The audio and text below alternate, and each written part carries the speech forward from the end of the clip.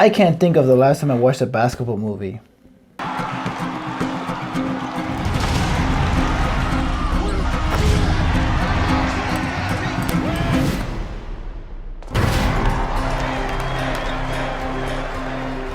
Welcome back, guys. I just watched the movie Wolves. It has Michael Shannon in it, and as a fan of Michael Shannon's acting, I decided to take a look at this one. This movie is about this senior in high school named Anthony who plays basketball. He's a big superstar at his high school and can't seem to miss three-pointers, so if he keeps that up, he can see himself playing at Cambridge if things go accordingly. And on the other hand, you have Lee, who is played by Michael Shannon. He's the father of Anthony. He's a teacher at a university, but unlike Anthony, he has a big problem with gambling and alcohol because Anthony is nice and humble. Now, one thing that surprised me about this movie was the performances of this movie. You obviously have Michael Shannon, you have Taylor John Smith, and Carla Gugino, who are the members of this family. Now, let's be honest, we've seen this kind of plot like so many times before in any type of sports movie. You know, like superstar going to the top, has to overcome some hurdles in his life, like big problems and stuff like that.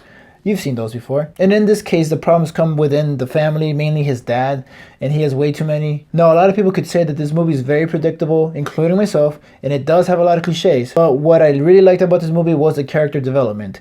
I pretty much liked everybody in this movie, especially Anthony. I think Taylor John Smith did a pretty great job portraying this kid who was trying to make it to the top, trying to overcome these hurdles. Even though I've seen it so many times in like soccer or like basketball or baseball movies, he was kind of different in this one. I really liked it. I obviously didn't like Lee so much because, well, that's kind of his role. He kind of plays this character who you don't want to like at all, but that's why I like Michael Shannon, because he delivers with his roles. For the majority of the part, most of the characters here were very well developed, with the exception of some of the basketball team and Anthony's girlfriend. I think maybe they were like the weaker points in this movie. And then the atmosphere that you get from the home of Anthony is kind of like a young family. Like the parents are like actually kind of active and like, you know, in the mood almost all the time, that they're on screen time kind of. And Anthony is at it as well with his girlfriend, which is really awkward in a way, but it actually kind of worked because of the way that the scene is shot. Now, the build up to the ending was pretty suspenseful, even though in my opinion it ends in like such a ridiculous way that honestly probably wouldn't ever happen, but it does work in the end. I actually enjoyed the way the movie ended.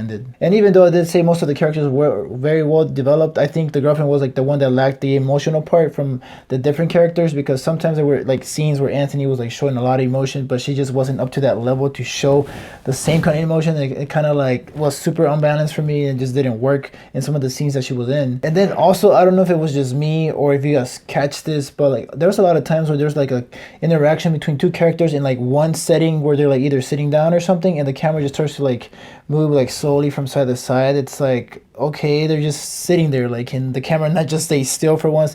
And it was very distracting to me because it happened more than once, and I thought I was gonna get over it the first two times, but then it just kept happening, and it kind of kept bugging me the whole time that the camera kept panning like left and right. So I don't know if that's how they wanted to like shoot those scenes or what, but to me it was just distracting. But that's just me being picky as hell. I don't know if you guys noticed that. But those are my thoughts, guys. Even though it had a lot of cliches in it, I think it was a pretty good movie, especially because of the performances in this film.